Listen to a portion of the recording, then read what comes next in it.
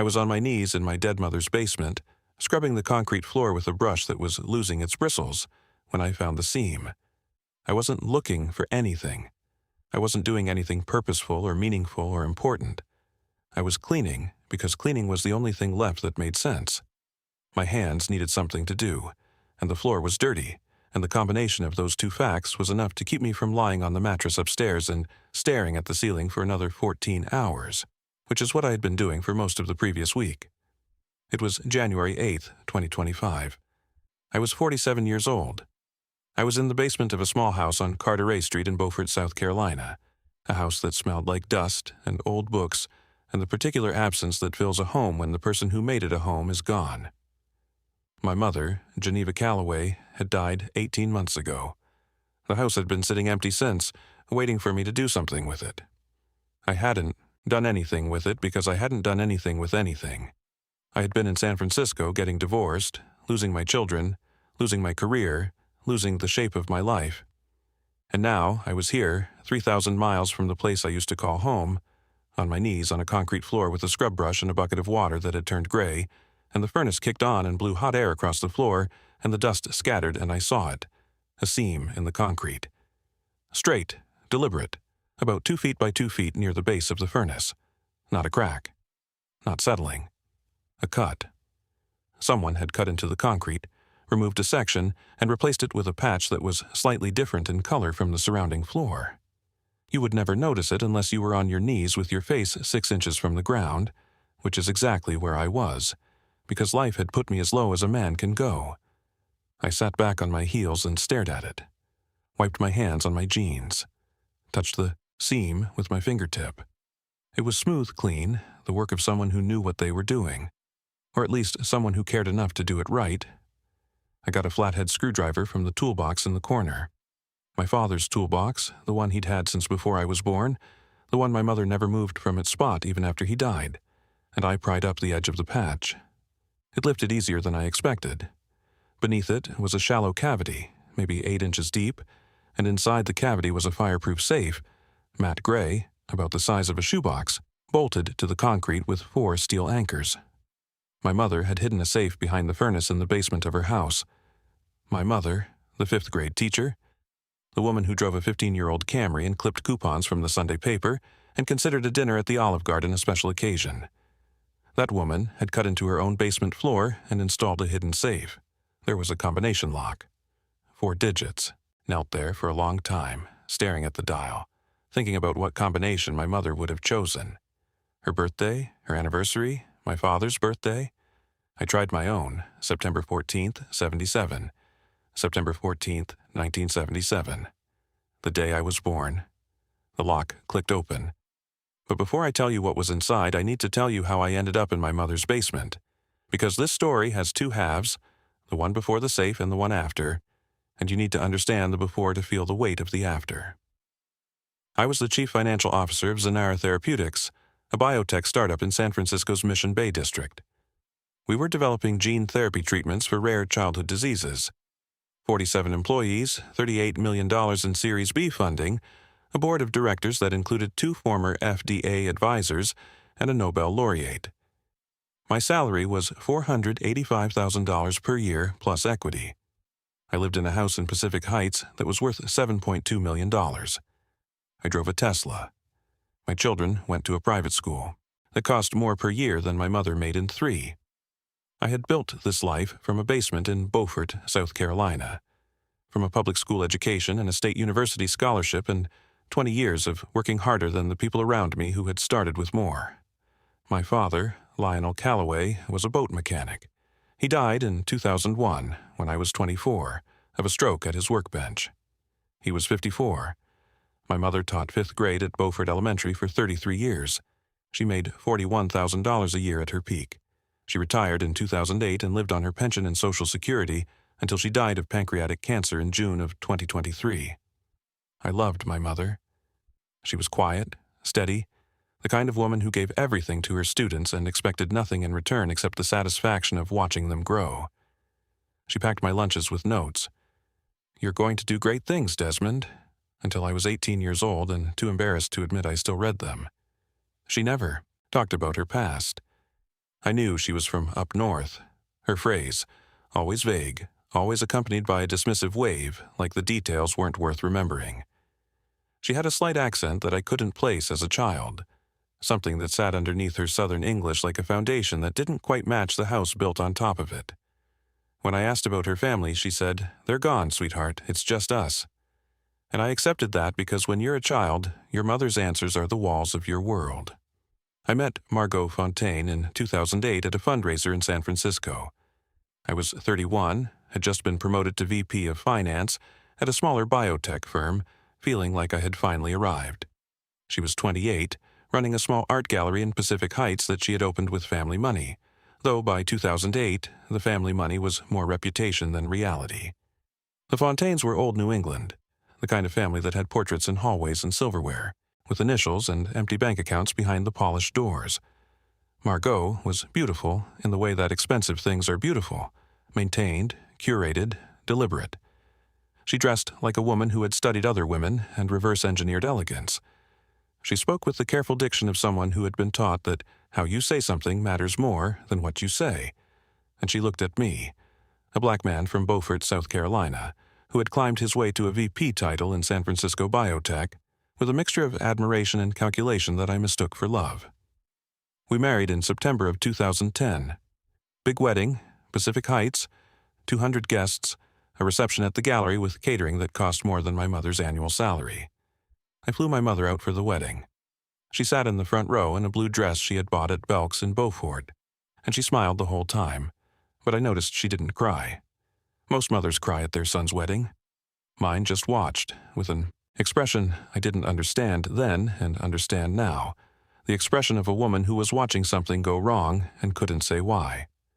Crosby was born in March 2012, Lark in July 2015. For a while, the machinery of the marriage worked. Not beautifully, not gracefully, but it functioned. I made the money. Margot spent it with the refined expertise of a woman who had been trained from birth to live expensively. The house, the gallery, the private school, the vacations to places with names like Amalfi and Chamonix and Turks and Caicos. I worked 70-hour weeks and came home to a house that looked like a magazine spread and felt like a museum, beautiful and cold and not designed for the kind of living I had grown up with. By 2022, the marriage was a contract, not a relationship. Margot and I were business partners who shared a mortgage and 2 children and nothing else. She had her world, the gallery, the social circuit, the dinners with people whose last names appeared on buildings. I had my world, the lab, the spreadsheets, the late nights trying to bring a gene therapy drug through FDA trials. Our worlds overlapped only at the edges, at school functions and holiday dinners, and the occasional photograph for her Instagram that showed a family that didn't exist. I found out about Laurent in March of 2024. Laurent Beaumont, 46, French-born, art collector, the kind of man who wore linen in winter and pronounced words as though each one had been individually unwrapped. He had been a client of Margot's gallery for 3 years. He had also been a client of Margot for 3 years. I discovered this not through investigation but through accident. I came home early from a conference that had been canceled and found his jacket on the back of a kitchen chair, his shoes by the front door, and his voice coming from the bedroom I shared with my wife. I didn't go upstairs. I stood in the kitchen, looking at his jacket, looking at his shoes, and I felt something inside me detach. Not break, detach. Like a cable that had been holding something in place for years, quietly unhooking, and the thing it was holding slowly, silently, beginning to fall. I left the house, drove to the office, sat in the parking garage for 3 hours. The divorce was brutal. Margot hired Felicity Strand, a family law attorney who charged $750 an hour and had a reputation for dismantling husbands the way a surgeon dismantles a body, precisely, efficiently, without emotional attachment. Felicity was very good at her job. Here is what Margot took. The house, $7.2 million, Pacific Heights, which I had paid for entirely but which California community property law treated as joint, primary custody of Crosby and Lark, child support of $14,800 per month, and the satisfaction of watching me crumble in real time. Here is what I did that made the crumbling possible. After discovering the affair, I checked myself into the Meadowbrook Wellness Center in Marin County for 2 weeks. voluntary admission. I wasn't suicidal, I wasn't dangerous, I was shattered. I needed someone to help me put the pieces back together long enough to function. Felicity Strand used that 2-week stay like a scalpel. In her filing, it became evidence of documented mental health instability. She presented it to the court as proof that I was an unfit parent. She argued that a man who had voluntarily committed himself to a psychiatric facility, her words, not mine, it was a wellness center, could not be trusted with the daily care of 2 minor children. I had a lawyer, a decent one, but decent doesn't beat devastating, and Felicity Strand was devastating. The day the custody ruling came down, Margot looked at me across the courtroom and smiled. Not a warm smile, not a sympathetic smile. The smile of a woman who had gotten everything she wanted and wanted me to know it. "You'll never see them again," she said. Not a whisper. Full voice. In front of the bailiff, the clerk, the attorneys, everyone. I said nothing. Because what do you say to the person who just took your children? What words exist for that particular amputation? I have a degree in finance. I've managed budgets worth hundreds of millions of dollars, and I could not find a single word in the English language that was adequate for the moment my children were taken from me. I left San Francisco 3 weeks later, resigned from Zanara, packed what I could fit in my car, a suitcase, a box of photos, and the last birthday cards Crosby and Lark had made me, the ones with the crayon drawings and the misspelled "I love you, Dad" that I kept in my desk drawer at work. I drove east, 3,000 miles, 41 hours. I stopped for gas and coffee and nothing else. I arrived in Beaufort on a Tuesday evening in late November 2024. Pulled into the driveway of my mother's house on Carteret Street. The azaleas were overgrown. The porch light was burned out. The mailbox was stuffed with 18 months of junk mail addressed to Geneva Calloway, who wasn't there to throw it away. I sat in the car for 20 minutes. Then I went inside. The house was exactly as she had left it. Her reading glasses on the kitchen table. A novel face down on the arm of the couch, still holding her place. A grocery list on the refrigerator in her handwriting. Milk, eggs, bread, stamps. The ordinary inventory of a life that had ended mid-sentence. I didn't cry. I had used up my crying somewhere on Interstate 10 between Tucson and El Paso, in the dark, at 2 a.m., somewhere in the desert where no one could hear me, and it didn't matter because there was no one left to hear. Curtis Peale came by the next morning. He was 52, ran a bait and tackle shop on the waterfront, had been my best friend since 3rd grade at Beaufort Elementary, where my mother had been his teacher. He pulled into the driveway in his truck, saw my car, walked up to the door and knocked. "Heard you were back." "How?" "Beaufort, man. Mrs. Henderson saw your car last night and called my mama, and my mama called me. I just got here 12 hours ago. Welcome back." He handed me a 6-pack. "You look terrible." "I feel worse." "You want to talk about it?" "No." "Good. Come fishing tomorrow, 5 a.m. Don't be late." He turned and walked back to his truck. That was Curtis. No questions, no speeches, just a 6-pack and an invitation to do something normal, which was exactly what I needed more than anything else in the world. I spent December cleaning. Not because the house was filthy, my mother had been meticulous, but because 18 months of emptiness had left a film of neglect on everything, and cleaning was the only productive thing I could manage. I washed every dish, scrubbed every surface, organized every closet. I was working my way through her things with the slow, painful attention of a son who wasn't ready to let go but knew he had, too. I called Crosby and Lark every day. Margot allowed 10-minute phone calls, no more, supervised by her housekeeper, who would end the call if it went over. 10 minutes to hear my son's voice, my daughter's laugh, to pretend that 3,000 miles and a custody order didn't exist. "Dad, when are you coming back?" "I don't know, buddy. I'm working on it." "Lark drew you a picture. It's a whale. She says you have to put it on your fridge." "Tell her I will." "Are you okay, Dad? You sound sad." "I'm okay, Crosby. I'm just missing you guys." "I miss you too, every day." 10 minutes. Then the housekeeper's voice, "Time's up." And the line went dead. January 8th, 2025.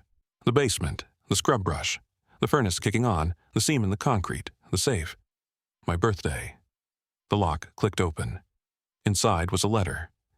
6 pages, handwritten, my mother's careful cursive, The same handwriting that had graded 10,000 homework assignments and written, "You're going to do great things," on hundreds of lunch bag notes.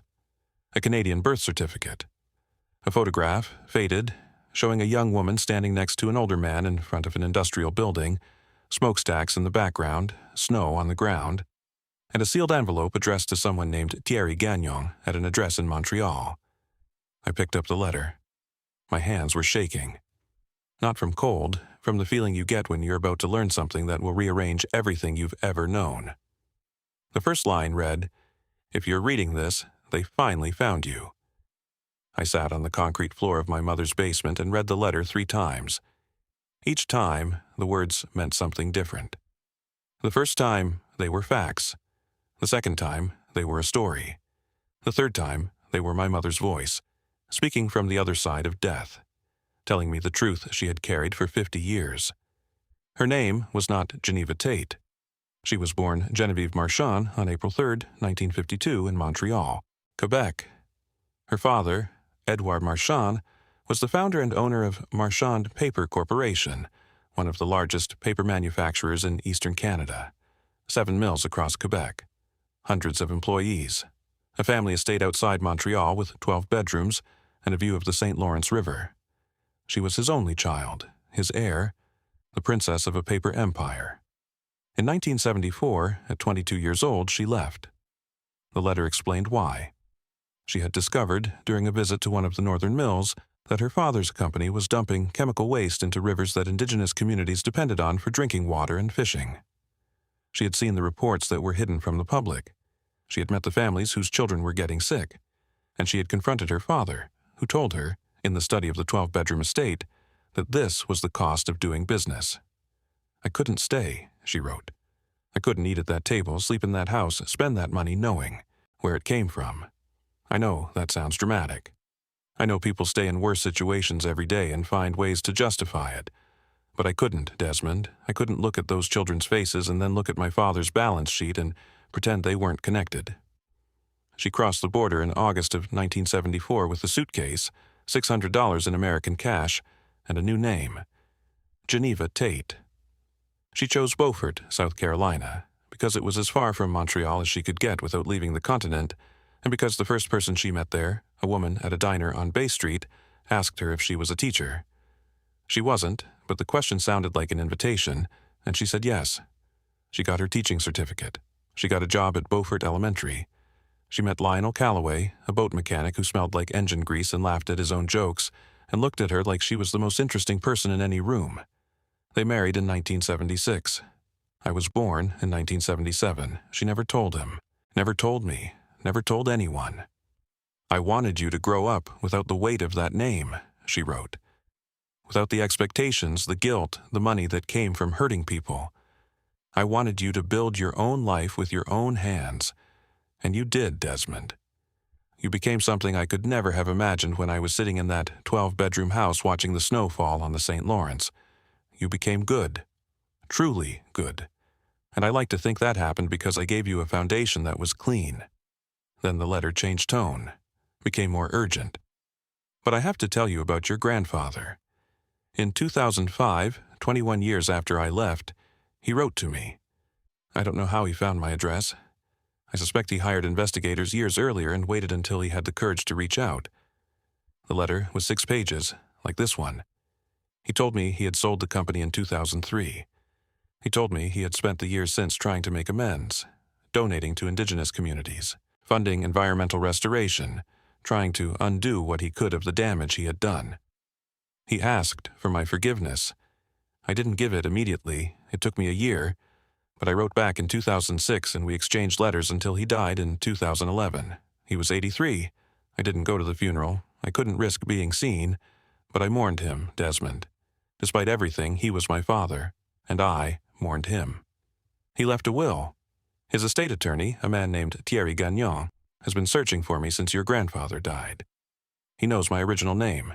He may know my married name by now. He may eventually find this house, this town, this life I built. That's what I mean when I say they finally found you. The estate is real, the inheritance is real, and it's yours.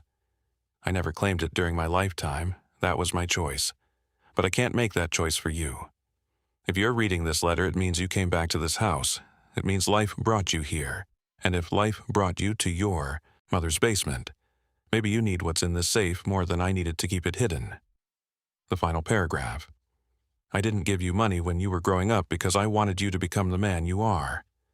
But if life has knocked you down, take what your grandfather left. Not because you need it, because you earned it by surviving. I sat on that concrete floor for 2 hours. The furnace cycled on and off. The house creaked the way old houses do, settling into itself, breathing with the memory of the woman who had lived in it for 49 years. I held the photograph, my mother at 20, standing next to a man I had never met, never known existed, in front of a paper mill in Quebec. She was smiling, young and fierce, and certain of something that the rest of her life would be spent running from. The next morning, I called the number on the sealed envelope. Montreal area code. A receptionist answered in French, then switched to English. Gagnon and Associates. How may I direct your call? My name is Desmond Calloway. I need to speak with Thierry Gagnon. May I ask what this is regarding? My mother, Geneviève Marchand. The line went quiet. Then, please hold, Mr. Calloway. Mr. Gagnon has been expecting your call.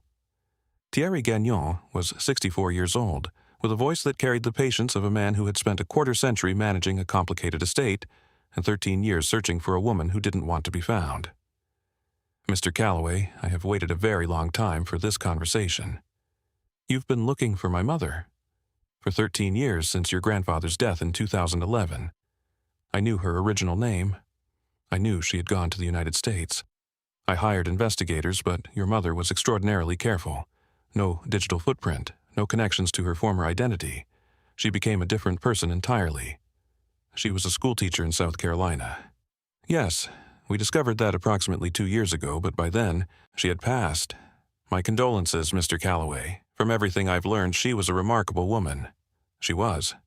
And that makes you the sole surviving heir of Edouard Marchand's estate. How much are we talking about? After taxes, management fees, your grandfather's charitable commitments, and 24 years of estate administration, the remaining value is approximately 41 million Canadian dollars. That's roughly 30 million American dollars at the current exchange rate. I was standing in my mother's kitchen looking at her grocery list on the refrigerator: milk, eggs, bread, stamps, and a man in Montreal was telling me I had just inherited $30 million. The estate includes liquid assets, investment portfolios, and 2 properties in Quebec, Thierry continued. Your grandfather also established a foundation for Indigenous community support and environmental restoration, which is funded separately and will continue regardless of your decisions about the personal estate. He tried to make it right. He spent the last decade of his life trying, yes. Whether he succeeded is not for me to judge, but the effort was genuine, and it was significant. Thierry paused. Mr. Calloway, there are legal processes to complete. Verification of identity, probate procedures that cross international boundaries. I would recommend retaining an American attorney to work with my office. This will take several months. I have time. One more thing. Your mother sent me a letter years ago. She included it in the sealed envelope in the safe, the one addressed to me. Would you like to know what it said? Yes. It said, when my son calls you, and he will, tell him I'm sorry I couldn't give him this myself. Tell him his grandfather wasn't a perfect man, but he died trying to be better. And tell him that the money isn't the inheritance. The inheritance is knowing that it's never too late to change. I didn't speak for a long time. Thierry waited. He was a man who understood silence. Thank you, Mr. Gagnon. Thank you, Mr. Calloway. Your grandfather waited 13 years to meet you through this phone call. I'm glad I could keep that promise. I retained Nolan Rhett the following week. Nolan was 55, based in Charleston, the kind of attorney who wore bow ties unironically and read every document 3 times because he believed the devil lived in the details, and he was personally offended by the devil. Let me understand this, Nolan said, sitting in his office on Broad Street, surrounded by law books that looked like they had been read and not just shelved. Your mother was a French-Canadian heiress who ran away at 22, became a schoolteacher in Beaufort, and left you a hidden safe with a $30 million inheritance inside. That's correct. And your ex-wife in California just took your house, your children, and your dignity in a divorce proceeding where she called you a failure. Also correct. And she has no idea about any of this. No. Nolan leaned back, took off his glasses, cleaned them on his bow tie, put them back on. Mr. Calloway, I believe this is what they call a reversal of fortune. I don't care about the fortune, Mr. Rhett. I care about my children. Then let's get them back. The forensic review of the divorce took 3 months. What Nolan's team uncovered was worse than I had imagined. Margot's gallery, Fontaine Gallery, had been funded entirely by my income during the marriage, approximately $340,000 in total over 8 years. But in the divorce proceedings, the gallery had been classified as Margot's separate business, not a marital asset. Felicity Strand had argued successfully that because the gallery was in Margot's name and she managed it independently, it was not subject to division. Nolan's forensic accountant dismantled that argument in 12 pages. The gallery's startup costs, operating expenses, and rent had all been paid from our joint accounts. It was a marital asset. It should have been on the table. But it got worse. Laurent Beaumont, Margot's lover, had purchased over $280,000 worth of art through the gallery during the 3 years of their affair. The purchases were made at above-market prices, with the premium effectively serving as payments to Margot.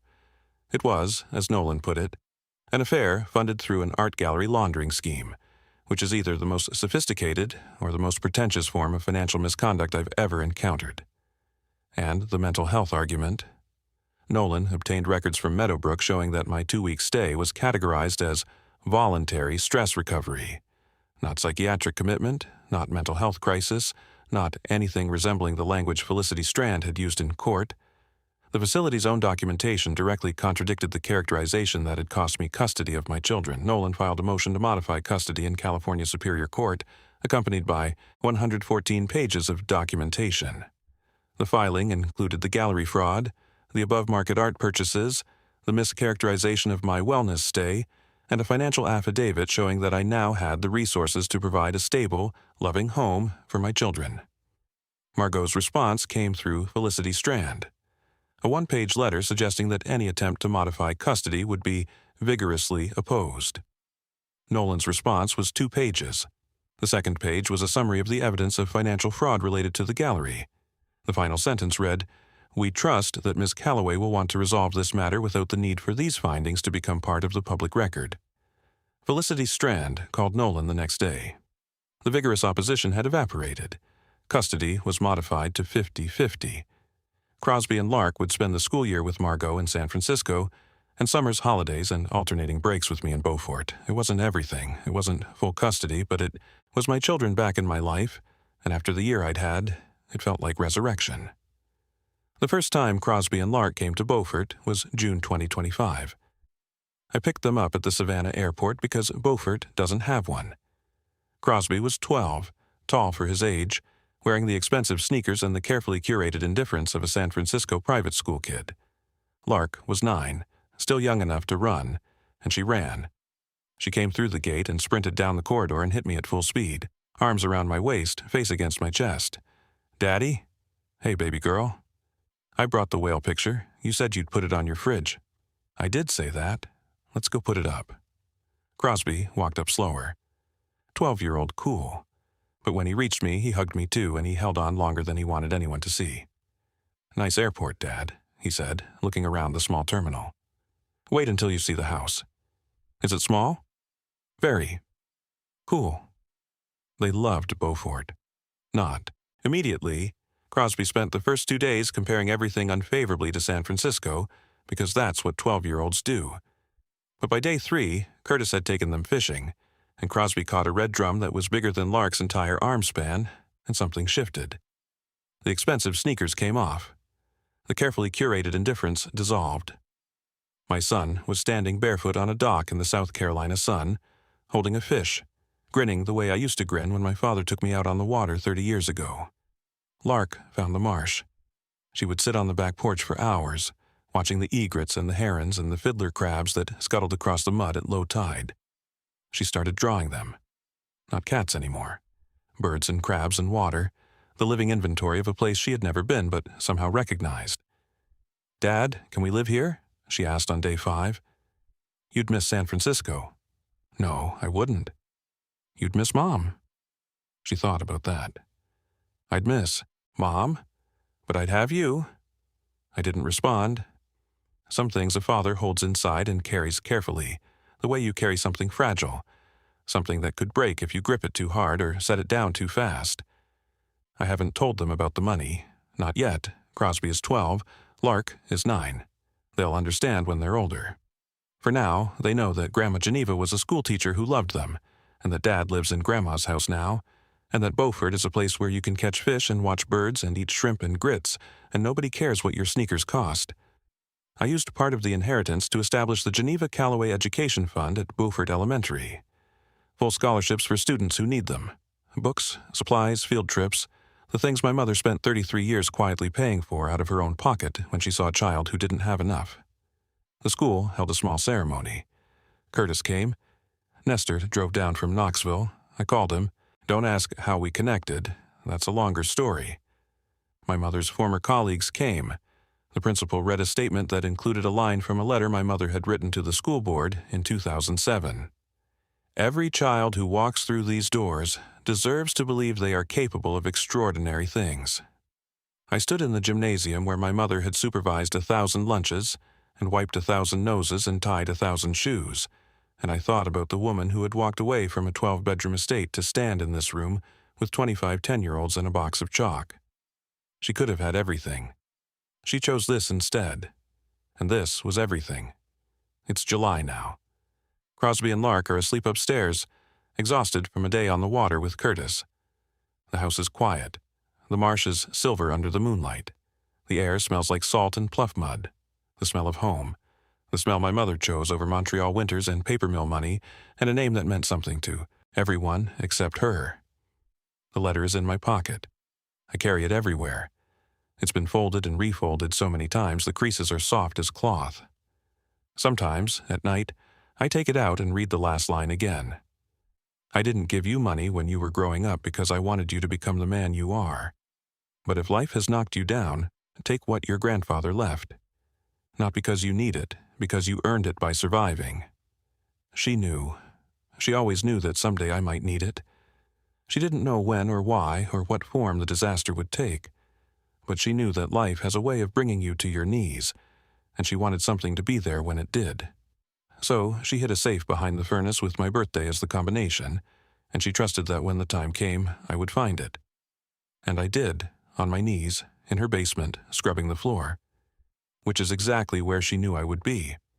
Not because I'm weak, because that's where Callaways go when they need to. Rebuild. Down to the foundation.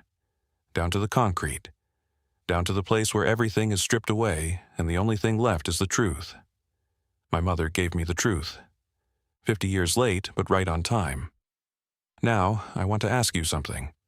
What would you do if you discovered your parent had been hiding a secret identity your entire life? Would you be angry that they lied? Or grateful that they sacrificed everything to give you something money can't buy?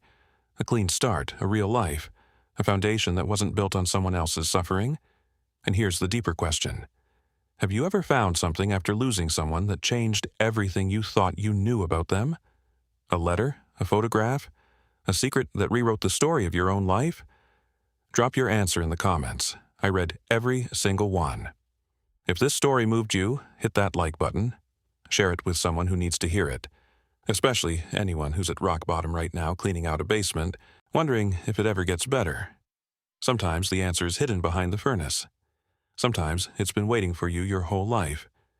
Comment your thoughts below and subscribe to the channel so you never miss another story. I'll see you in the next one.